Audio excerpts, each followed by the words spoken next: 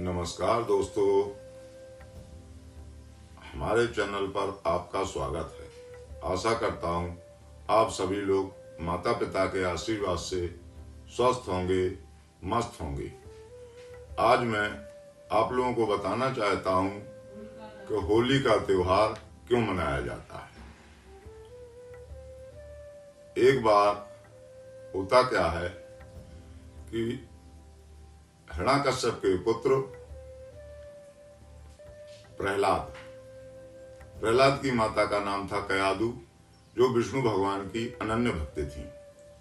प्रहलाद अपनी माता का विष्णु भगवान के प्रति पूजा अर्चना वगैरह सब बचपन से ही देखा करते थे, लेकिन हिरण्याकश्यप का कहना था कि मैं ही भगवान हूं और मुझको ही भगवान मानिए। सारे राज्य में कोई विष्णु भगवान की पूजा नहीं करता था। एक बार जब प्रहलाद देखते हैं कि कुमार के घड़े में बिल्ली के बच्चे रखे हुए थे, और जब कुमार को इस चीज का पता नहीं था और उसने पकाने के लिए घड़ों को तैयार कर उनमें आग लगा दी। जब वृद्धा को इस चीज का पता चला तो वो अत्यंत दुखी होकर विलाप करने लगी और भगवान विष्णु से प्रार्थना करने लगी कि हे प्रभु, किसी तरह इन बच्चों को बचा लीजिए। महाराज प्रहलाद इस चीज को देख रहे थे। जब प्रहलाद ने कहा कि माता, क्या ये बच्चे बच जाएंगे, तो वृद्धा ने कहा कि यदि विष्णु भगवान की कृपा हुई तो ये बच्चे अवश्य बच जाएंगे। होता क्या है कि जब सुबह अबाक खुलता है और उसमें से देखते हैं तो बिल्ली के 5 बच्चे बच जाते हैं। कोई बच्चे की मृत्यु नहीं होती है। जब प्रहलाद इस चीज को देखते हैं तो प्रहलाद के मन में एक दृढ़ विश्वास भगवान विष्णु के प्रति जागृत हो जाता है और वो भगवान विष्णु के अनन्य भक्त बन जाते हैं। यह देख के हिरण्याकश्यप को बड़ा क्रोध आता है और वो प्रहलाद को हर प्रकार से समझाने का प्रयास करता है। जब हर प्रकार से प्रहलाद को समझाने के बाद भी प्रहलाद नहीं मानते हैं तो वो प्रहलाद को मारने का प्रयास करते हैं। बार बार मारने के प्रयास के बाद भी जब प्रहलाद का वध नहीं होता है तो हिरण्याकश्यप की बहन प्रहलाद की भूगा कहती है कि भाई, आप क्यों परेशान होते हो, किसी को पता भी नहीं चलेगा और मैं इसको बच्चे को लेके अग्नि में बैठ जाती हूं। आप अग्नि जला दीजिए जिससे इस बच्चे का वध हो जाएगा और किसी को इस चीज की जानकारी भी नहीं हो पाएगी। ऐसा सोचते हुए प्रहलाद को लेके होलिका, जो प्रहलाद की बुआ थी, अग्नि पे बैठ जाती है और उसमें अग्नि लगा दी जाती है। अग्नि लगाने के बाद होलिका तो जलकर भस्म हो जाती हैं, लेकिन प्रहलाद बच जाते हैं। जब प्रहलाद बच जाते हैं तो हिरण्याकश्यप के मन में अपार क्षोभ पैदा होता है और वो दोबारा प्रहलाद को मारने का प्रयास करते हैं। जब वो दोबारा प्रहलाद को मारने का प्रयास करते हैं तो प्रहलाद ने कहा कि पिताश्री, क्या आप मुझे दोबारा जिंदा कर सकते थे? आपने मुझे मारने का प्रयास किया, यदि मैं मर जाता तो क्या आप मुझे जिंदा कर सकते थे? उसने कहा कि मैं भगवान हूं, मैं कुछ भी कर सकता हूं। तो प्रहलाद ने कहा कि बिल्ली के बच्चों को आपने नहीं बचा पाया, लेकिन अग्नि में समाहित होने के बाद भी बिल्ली के 5 बच्चे विष्णु भगवान की कृपा से बच जाते हैं। हिरण्याकश्यप कहते हैं कि तेरा भगवान है कहां? प्रहलाद ने कहा, भगवान हर जगह है, नीचे हैं, ऊपर हैं, हर जगह हैं।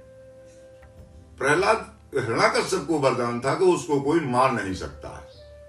ना वो दिन में मर सकता है, ना रात में मर सकता है, ना जानवर मार सकता है, ना मनुष्य मार सकता है, ना दिन में मर सकता है, ना रात में मर सकता है, ना घर के अंदर मर सकता है और ना घर के बाहर मर सकता है। ये बड़ी विडंबना भगवान के सामने हुई कि इसको मारा कैसे जाए। जब प्रहलाद को खम्भे से बांध देता है और प्रहलाद को मारने का प्रयास करता है तो कहता है क्या इस खम्भे में भगवान है? प्रहलाद ने कहा हाँ प्रभु, इस खम्भे में भी भगवान है। और जब वो प्रहलाद को मारने का प्रयास करते हैं तो खम्भा को तोड़ के नरसिंह भगवान पैदा हो जाते हैं, जो ना तो मनुष्य हैं और ना ही जानवर हैं। अब भगवान इतने क्रोधित हो जाते हैं, जब प्रहलाद की पीड़ा को देख के इतने ज्यादा क्रोधित हो जाते हैं कि उनको शांत करना बड़ा मुश्किल हो जाता है, और वो हिरण्याकश्यप को पकड़कर अपनी गोदी में बिठा लेते हैं। हिरण्याकश्यप ने कहा कि मुझे कोई मार नहीं सकता, तुम मुझे मार कैसे सकते हो? जब हिरण्याकश्यप ने अपने वरदान के बारे में बताया कि मुझे ना मनुष्य मार सकता है और ना ही जानवर मार सकता है, ना मैं दिन में मर सकता हूं और ना मैं रात में मर सकता हूं, ना मैं घर के अंदर मर सकता हूं ना घर के बाहर मर सकता हूं। हिरण्याकश्यप ने कहा जरा ना मैं अस्त्र से मर सकता हूं ना शस्त्र से मर सकता हूं। तब भगवान नरसिंह ने कहा कि आप देखिए और विचार कीजिए, क्या आप घर के अंदर हैं? कहा नहीं। क्या घर के बाहर हैं? कहा नहीं। क्या दिन है? कहा नहीं। क्या रात्रि है? कहा नहीं।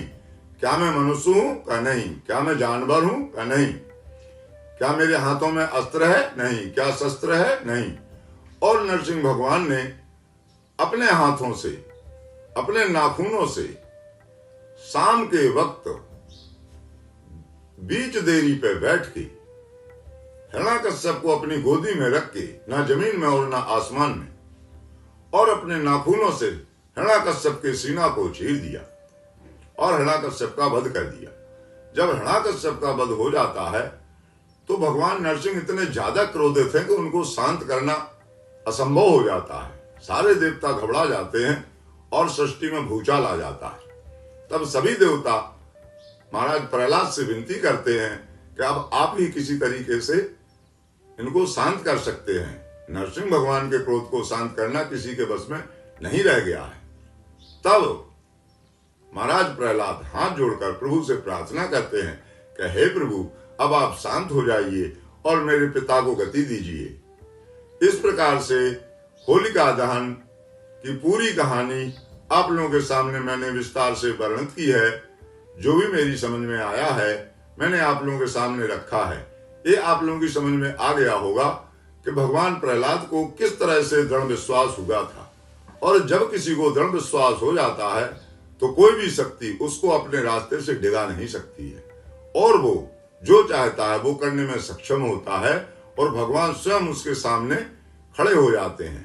इसलिए दोस्तों, इस बात को मैं आप लोगों के सामने प्रदर्शित करना चाहता हूं कि सच्चे मन से यदि भगवान की भक्ति की जाए तो भगवान तो कण कण में हैं, भगवान हर जगह हैं। इस प्रकार से ये होलिका दहन के बारे में जो मेरे उसमें था मैंने आप लोगों के सामने प्रदर्शित किया। आप लोगों की समझ में आ गया होगा। दोस्तों, इसी के साथ मैं समाप्त करता हूँ। जय जय श्री राम, जय जय Shri Ram. Welcome to Katha Sansar. If you enjoyed this video, please remember to like, share and subscribe. Namaste.